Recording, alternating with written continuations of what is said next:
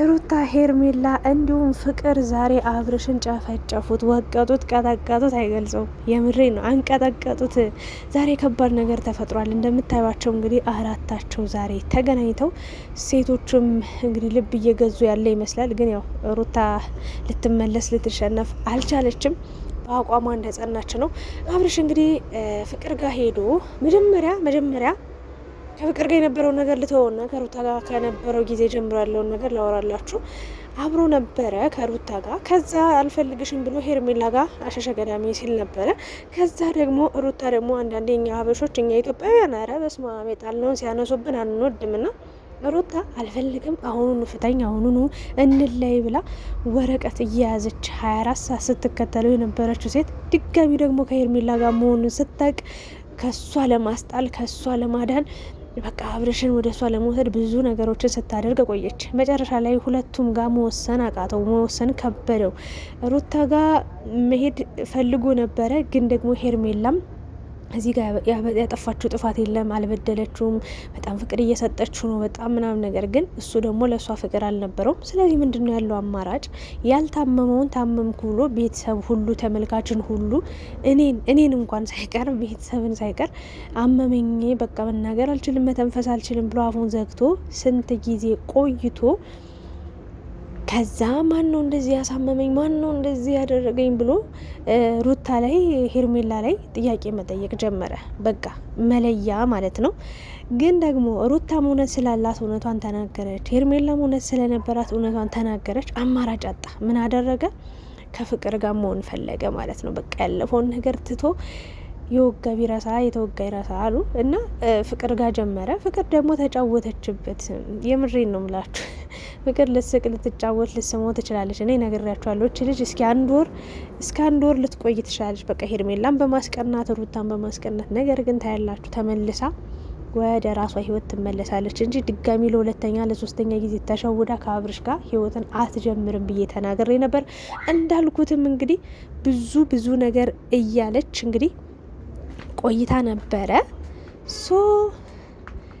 ይሄ ነገር ሲፈጠር ለካ ሩታና ፍቅር ሙድ ሲይዙበት ነበረ።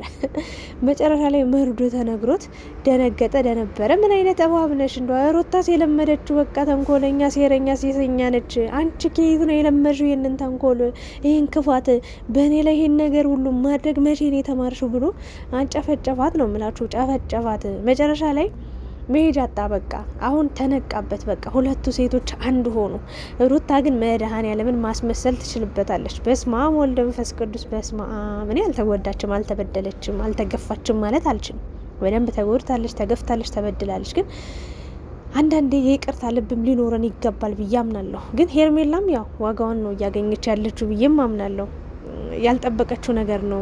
አንዳንዴ ሞኝ አፍቃሪ ነች። በነገራችን ላይ ሄርሜላ ሞኝ፣ በቃ ምንም የማያውቅ ጅል አለ። ልክ እንደዛ ፍቅሯን ብቻ ስታሳድድ፣ እሷ ግን ከጀርባ ብዙ ተንኮል እየታቀደላት ነበረ። አብርሽን ወደ እሷ ለመውሰድ ሩታ ከፍቅር ጋር እንኳን ተመሳስላለች፣ ተግባብታለች፣ ተስማምታለች። እና ፍቅርም በነገራችን ላይ አብርሽ እንደዛ አቁስሏት አድምቷት አንጀቷን ቅጥል አድርጎ አንጀቷን አሳሮ ስንት ነገር ሲያረጋት ቆይቶ ዛሬ ላይ መጣ። በቃ አብርሽና ሩታ አንድ ላይ ሆኑ። በቃ አብራችሁ ነው የምትሄዱት፣ ብዙ ዋጋ ከፍላችኋል፣ ሄርሜላን ከዚሁ አውጡ ምናምን ብላ ሄርሜላን እያጣጣለች አብርሽና ሩታን መደገፏ እጅግ በጣም ነው ያስገረመኝ። የምሬን ነው ምላችሁ። የሆነ ጥቅም ካላገኘች በስተቀር አብርሽን ለመበቀል ካልፈለገች በስተቀር በጭራሽ ማለት ነው። ፍቅር ዋናውን ጨዋታ የምትጀምረው ፍቅር ነች በነገራችን ላይ ከዚህ በኋላ ና ለአብርሽም ልታዝን አትችልም፣ ለሩታም ልታዝን አትችልም በጭራሽ ማለት በጭራሽ። አብርሽ የሆነ ጊዜ ሩታን የተናገራት ቃል ነበረ። ምን አለመሰላችሁ? እች ልጅ ባሏን አብሯት የነበረን ሰው የትዳር አጋሯን የነበረ ሰው ለሌላ ሰው አሳልፌ ሰጥቻለሁ ብትል የማይመስል ነገር ነው፣ ውሸት። የትኛዋም ሴት ልታደርገው ልትወስነው የማትችለው ውሳኔ ነው። ስለዚህ እያስመሰለች ነው ብሎ ሳያምናት ጥሏት ነው ሄደው እና ፍቅርንም እንደዛው ነው የምላችሁ። የምሬ ነው። አሁን ሩታ አብርሽን አሳልፌ ለሄርሜላ አልሰጥም ብላ አይደለ እየታገለች ያለችው።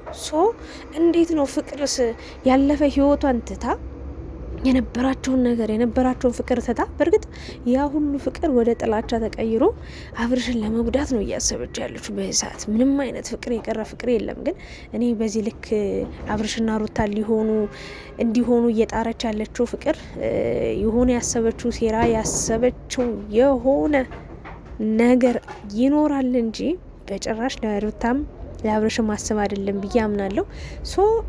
ሄርሜላን ከጨዋታ ውጭ ለማድረግ እየሞከሩ ነበረ። በዛ መሀል ግን ያልተረዱት ነገር ምንድን ነው? የሄርሜላ የዋህነት፣ የሄርሜላ ጨዋነት፣ የሄርሜላ መልካምነት፣ የሄርሜላ ሞኝ አፍቃሪነት እንዲገለጥ እንዲወጣ ተመልካች እንኳን ያውቃል፣ አብርሽ እንዲያውቅ አድርገውታል። ና አብርሽ እንግዲህ የእናንተን ተንኮል የእናንተን ሴራ አይቼ የሄርሜላን መልካምነት ነው ያወጣችሁት በማለት እንግዲህ ፍቅርም ቢስትለው ሩታ ጋ እንኳን እንደማይመለስ ምሎ ተገዝቷል። እኔ መጨረሻን ያየው ሰው እኔ ፍቅር ሁሉን ነገር እንደተወቹ ሩታ ራሱ ሁሉንም ነገር ብትተው የምሬ ነው ምላችሁ እግሯ ስር ተንበርክኮ እንደሚለምናት ነው። ግን ሩታም ሁሌ በቃ አብርሽ እንደለመነች ነው። እስቲል ነው ሴቶችን እያመጣ እያዋረዳት። እናንተ ክብር ምንድን ነው ግን ለሴት ልጅ? እግዚአብሔርን የፈለገ ዋጋ ትክፈል፣ የፈለገ መስዋዕት ታድርግ፣ የፈለገ አንድ ሰው ላይ በዚህ ልክ ሁሌ ልመና አይሰለችሽም? ሩታ እንዲሁ ክብር እስኪ ማለት ለራስሽ ክብር ስጭ እስኪ። እግዚአብሔርን ነው ምሽ ክብር ስጭ። በቃ ዛሬ የሄርሜላ ንግግር ተመችቶኛል። ስለ እሷ እመጣላችኋለሁ፣ ስለ አብርሽን ጉዳይ አወራለሁ። ግን ሩታ ከአንቺ በላይ ሁለት ሴት እያየሽ ነው። ከአንቺ በላይ ያመጣል ሴት ኢቨን ከአንቺ ጋር ከመሆን አለ ከፍቅር ጋር በሆን ይሻላል ብሎ ከፍቅር ጋር የቀጠለው የጀመረው ነገር ነበረ። አስበሻል? ከአንቺ በኋላ ከሄርሜላ ጋር መሆን ቻለ። ከዛ ደግሞ ከፍቅር ጋር ነገ ደግሞ ሌላ ጋር ሊሄድ ይችላል። ለምንድን ነው አንቺ መቁረጥ ያቃተሽ? ለምንድን ነው በዚህ ልክ የራስሽ ውሳኔ የሌለሽ? ለምንድን ነው አንቺ ሁሌ ፈላጊ ሆንሽ? እድሜ ልክሽን አብርሽን ስትከታይ በቃ እድሜሽን ጨረሹ። መድኃኒዓለምን ነው የምልሽ። እኔ ላመንሽበት አንድ ማደንቅልሽ ነገር አለ ካንቺ ላመንሽበት ነገር ወደ ኋላ አትይም። ላመንሽው ነገር ሁሉ ወደፊት እንዳልሽ ነው። ሁሌም ቢሆን በቃ ተስፋ ትቆርጭም። ይሄን ጥንቅርናሽን ይሄንን ጀግንነትሽን ሳላደንቅ አላልፍም። ግን እስከ መቼ ነው ወንድ የምትከተዩ? ለዛውም ለማይረባ ወንድ፣ ለዛውም ለሶስታችሁ እንኳን ለማይጠቅም ለማይረባ፣ የራሱ አቋም የሌለው የራሱ አላማ የሌለው የሆነ ዝም ብሎ ዓለም ላይ ብቻውን የሚኖር አይነት ሰው እኮ ነው አብርሽ። ለቤተሰብ አያስብ፣ ለጓደኛ ለማህበረሰብ አያስብ፣ ለሴት አያስብ። እንደፈለገ ጥባ ጥቤ ሲጫወት አያሽ። መጀመሪያ ሩታ ጋር አልፈልግም ስትለው ሄርሜላ ጋር መጣ። ሄርሜላ እንደዚህ ፍቅር ጋር መጣ። ፍቅር ደግሞ እንደዚህ ስትል ሄርሜላ ጋር ዙሮ በቃ ሴቶች የመጣን ሁሉ የምትቀበሉ ከሆነ እናንተ ናችሁ መርዞች። አንዷ ሴት ለአንዷ ሴት መርዝ የሆናችሁ ራሳችሁ እርስ በእርሳችን ነው። መድኃኔዓለም ሌላ አይደለም። ሴት ልጅ አቋም ቢኖራት ሴት ልጅ እኔ እንዴት ሁለተኛ ልሆን እችላለሁ በአናተ ተተከል ብላ ብትተው በቃ ብትወስን በዚህ ልክ ሶስት ሴት ባንድ አያስለቅስም ነበር። አንድ ወንድ ታውት እነዚህ ምናምን ከዛ በፊት የነበሩትን ታውት እንደው ስለነዚህ ስለ ሶስት ሴቶች እናውራና ሩት ለምን የራስሽ ውሳኔ አይኖርሽም? አሁንም እንደምትወደኝ አውቃለሁ ምናምን ያየሽ የሚናገርሽን ንግግር ሰው ፊት እንኳን እያዋረደሽ ትንሽ እንደው ለራስሽ ክብር ብትሰጪ እኔ ደስ ይለኝ ነበር። ግን ይሄንን እያደረግሽ አይደለም። ነገ እንደሚጎዳሽ እርግጠኛ ሆኜ ልነግርሽ እወዳለሁ። በመቀጠል ደግሞ ዛሬ ሄርሜላን ጠርተዋታል ፍቅርና ሩታ ማለት ነው። ፍቅር መናገር ያለብሽን ነገር ተናግረሻል፣ ማድረግ ያለብሽን ነገር አድርገሻል። ሄርሜላን ከበቂ በላይ ጎድተሻታል። አታቅሽም፣ አታቂያትም። ግን የሄድሽበት ርቀት አስጠሊታ ነገር ነው። በዚህ ልቃወምሽ ይገባል። ዛሬ ደግሞ ድጋሚ ያልበቃ ብሎ ድጋሚ አግኝተዋት ከአብርሽ ህይወት ውጪ አብርሽ እኔን ነው የሚፈልገው ብላ ሩታ ለአብርሽ እየተከራከረችለት ነው ያለችው።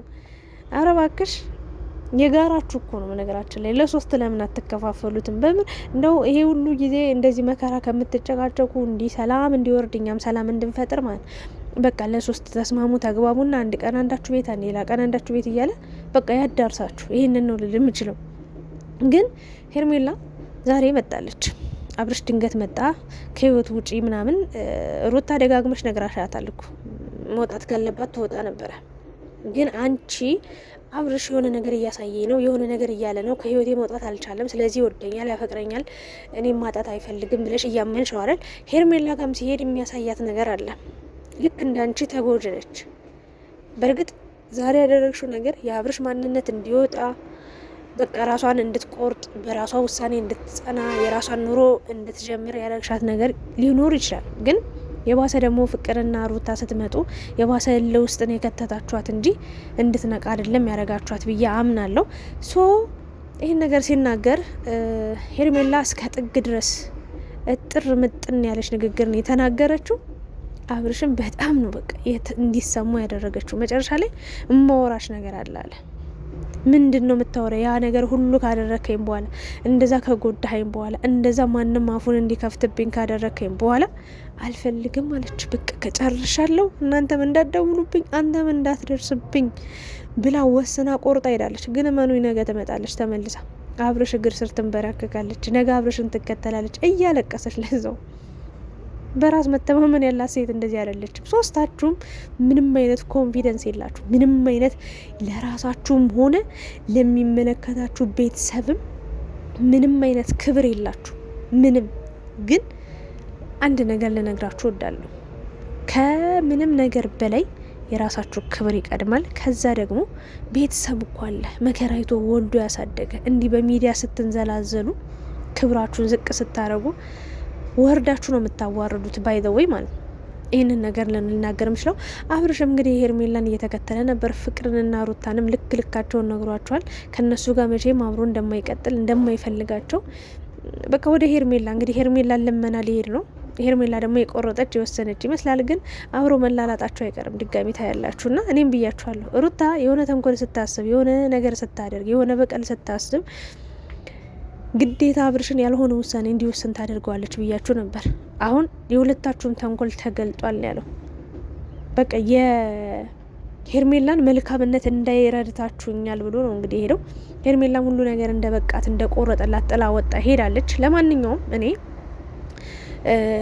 ፍቅር በዚህ ልክ በአብርሽን በሩታም ህይወት ቦታ አለሽ ብዬ አላምንም። በቃ አንቺ የተረሳሽ የተተውሽ ሰው ነሽ። አንቺም እነሱን አንቺ ምን ቤት ነሽ? አሁን ሩታን የምታግዥበት ሩታን የምትረጅበት ራሷ በራሷ መንገድ ታስተካከል። ሲጀመር የራሷ አቋም ቢኖራት የራሷ ውሳኔ ቢኖራት አልፈልግም ማለት የራሱ ጉዳይ የማለት ውሳኔ ቢኖራት ከራሷ ጋር የማውራት ውሳኔ ቢኖራት አብርሽ በዚህ ልክ አይላላጥባትም ነበር። ሂደት ምጥት እያለ ህይወቷን ሲኦል አያደርግባትም ነበር። በመቀጠል ደግሞ የራሽን ኑሮ ኑሪ ፍቅር። እግዚአብሔርን ነው። በጣም ጨዋ ሴት ነሽ። ሄርሜላ ምንም አልበደለችም፣ ከምንሽም አልደረሰችም። የራስሽ እውነት ሊኖርሽ ይችላል። ግን ሩታም ጥፋት እንዳጠፋች ማወቅም መቻል አለብሽ። እዚህ ጋር ሳይድ ይዘሽ ለሩታ ለማገዝ ለሩታ በቃ ይሆናላ የሆነ ሳይድ ይዘሽ ነው የመጣሽው። ግን እዚህ ጋር ሄርሜላም ተጎጂ ነች። ምታቂያ ሴት ቢሆን ኑሮ የፈለገ ውሳኔ ብትወስኝ የፈለገ ነገር ብታርገት እንደ ሀሳብ እኛም ሀሳብ እየሰጠን ስለሆነ ክፉ ነገር የለውም ብዬ አምናለሁ። ግን ሳታቂያት በዚህ ልክ ስለ እሷ ማውራት እሷን እንደዚህ ለማናደድ ለማበሳጨት መሞከር ተገቢ ነው ብዬ አላስብም። ሩታ ማድረግ ያለባትን ነገር በራሷ መስና በራሷ ሀሳብ መጓዝ መቻል አለባት። ያኔ አብርሽ እሷ ጋር ሊመጣ ይችላል። ግን በአሁኑ እኔ እያየው ያለሁት እየተረዳው ያለሁት የአብርሽና የሩታ ነገር ያበቃለት ይመስለኛል። ከዚህ በኋላ እድሉን ሄርሜላ ጋር ነው የሚሞክረው። ሄርሜላ ደግሞ በዚሁ አቋሟ ከጸናች እኔ ያደንቃታለሁ። በዚሁ አልፈልግም የራሱ ጉዳይ ብላ ጥላ እንደሄደችው በቀጣል እርግፍ አድርጋ ሁሉንም ነገር በቀኝ ብላ እንደሄደችው እስከ መጨረሻው በአቋሟ ከጸናች አብርሽ እንግዲህ ያለው አማራጭ ከሶስቱም ሳይሆን ብቻውን እንግዲህ ጨልሎ መቅረት ነው፣ ወይ ደግሞ ሌላ አራተኛ ሴት ይዞ ይመጣል ብዬ አምናለሁ። ለማንኛውም ሴቶች ራሳችሁን አክብራችሁ ተከበሩ፣ ክብር ይኖራችሁ። የምሬ ነው ምላችሁና ይሄንን ነው ልልም ችለው። ዛሬ ከባድ ቡጥ ነበረ። የምሬ ነው ምላችሁና ሩታን በቀልና በቀል ነው የምታስበው። በስማ ላሳለፈችው ነገር ለእያንዳንዱ ነገር እንግዲህ ሄርሜላን ዋጋ ለማስከፈል ነው እየጣረች የምትገኘው። ያ ተገቢ ነው ብዬ አላስብም። ሩታዬ በውስጥሽ ብዙ ሀሳብ አለ፣ ብዙ ጭንቀት አለ፣ አእምሮሽን ምርዝ ያደረገሽ ነገር አለ። ከዛ ሀሳብ ውጪ ንጹህ ሰው ሁኚ፣ ለራስሽ ክብር ስጪ፣ ለራስሽ ቦታ ስጪ። ከዛ ሁሉ ነገር ይስተካከላል። አብርሽን ግን በግድ የኔ ካልሆን ከመጀመሪያ በግዴታ ፍቅሬን ካልተቀበልከኝ ብለሽ እየየ ኦሬ ያልሽ ተቀበለሽ። ከዛ ደግሞ በቃ በሆነ ጊዜ የሆነ ነገር ተፈጠረ ኮሻለ በቃ ይሮጣል፣ አንቺ ትሮጫለሽ ተከተለሽ እንዳለቀሽ። ልጅሽ ራሱ ተወልዶ እኮ አደገ። በቃ የምሬን ነው። ኩያሽ ወንድምሽ ሊሆን ነው አይደል እንዴ? ለዚህ ልጅ ይሄንን በዚህ መንገድ ነው ህይወትን የምታስተምሪው? የምሬን ነው። ተይ በቃ ማልቀስ ይብቃሽ፣ ማንባት ይብቃሽ። አንቺ በአብርሽ የምትተማመኝ ከሆነ እሱ ራሱ በህይወቱ የሚመጡበትን ሴቶች ከህይወቱ ያስወጣ። አንድ ዝግጁ ነሽ መቀበል ነው መቀበል ከፈለግሽ ግን በዛም እዚህም እየተራገጠ እየመጣ እንዳያ አንቺ ጋም ደግሞ ልፈራገጥ ሲል የምትፈቅድለት ከሆነ የምትጎዱ አንቺ ነሽ። ሶስታችሁም ትክክል አይደላችሁም ብዬ አምናለሁ፣ አብርሽን ጨምሮ አራታችሁም። አብርሽማ ዋናው ግብሬው ነው፣ መሆን የለበትም። ራሳችሁን አክብሩ። ጨርሻለሁ። የእናንተ ሀሳብ አስተያየት ምን ይመስላል? ትንሽ ቤት ውስጥ ድምጽ ስለረበሸኝ ጎረቤቶቼ ስላሉ ነው ውጭ ላይ ሁኜ የሰራውላችሁ። ድምጽ በደንብ ይሰማ አይሰማ አላቅም። እስኪ እናንተ በዚህ ቪዲዮ ላይ ምን ተረዳችሁ? ስለ ሩታ፣ ስለ ሄርሜላ፣ ስለ ፍቅር፣ ስለ አብርሽ ሀሳብ አስተያየታችሁን አስቀምጡ። እኔ ሶስቱ ሴቶች ራሳችሁን አክብሩ፣ አትውረዱ፣ አትዝቀጡ ነው የምለው። በቃ ባጭሩ የራሳችሁ አቋም ይኖራችሁ። ሩታ አቋሟ ደካማ ሲሆን ፍቅር እንድትጎዳ ያደርጋል። ፍቅር ደካማ አቋም ሲኖራት በወንድ ልጅ ሄርሜላ እንድትጎዳ፣ ሄርሜላም እንደዚህ ደካማ አቋምና ደካማ ውሳኔ ካላት ሌሎች ሴቶችም እንዲጎዱ ምክንያት ይሆናሉና ራሳችሁን አስከብራችሁ ተከብራችሁ ሴትነታችሁን አታስደፍሩን ለማለት ነው የምወደው። አብርሽም እንግዲህ ይሄ ቅጣት ነው። አንዷ ስትሄዳ ነው። ለዛ እኮ ነው 3-4 ሴት ደራርቦ የሚይዘው ነገር እንዲመቸው ነው። እግዚአብሔርን ሌላ ሀሳብ ሌላ እቅድ ኑሮት አይደለም። እና ተው በቃ እህቶች ላይ እንዲደርስ የማትፈልገውን ነገር ሌላ ሴት ላይ አታደርግ። ለነገው አይፈረድብም። ሶስቱም አንተን እየተከተሉ ነው። አንተ ምን ታረግ? ያጠገቡ እነሱ ናቸው። እግዚአብሔርን ይደብራል ሁሉ ነገር በቃ